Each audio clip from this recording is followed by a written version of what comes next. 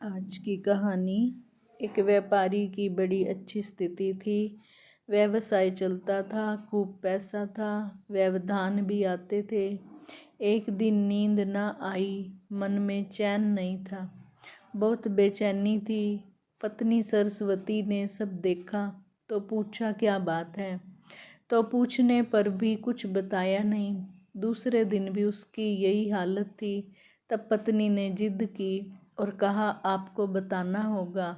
तब व्यापारी ने कहा यह मत पूछो, अगर तुम सुनोगी तो तुम्हारी भी मेरी जैसी हालत हो जाएगी। परंतु पत्नी के विशेष आग्रह करने पर उसने कहा कि एक दिन मेरे मन में आया कि यदि सारा काम बंद हो जाए तो अपनी स्थिति क्या रहेगी। तब मैंने सभी हिसाब लगाकर देख लिया कि अगर आज व्यवसाय बंद हो जाए तो 9 पीढ़ी तक काम चलने लायक धन होगा, परंतु इसके बाद कुछ नहीं रहेगा। तब बच्चे क्या खाएंगे, फिर कैसे काम चलेगा।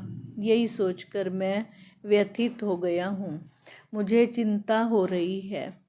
पत्नी बुद्धिमान थी, बोली ठीक है, अभी चिंता मत करो, कल एक संत के पास चलेंगे, उनसे अपनी समस्या का हल पूछ लेंगे, आज सो जाओ। पत्नी ने उन्हें किसी तरह सुला दिया। अगले दिन जब वे गाड़ी में बैठने लगे तो पत्नी महात्मा जी को देने के लिए गाड़ी में अन्न फल आदि सामान रखवाने लगी।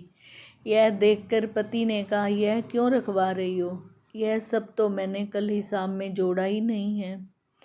पति ने कहा रोज तो जाना नहीं है, बस आज ही ले चलना है।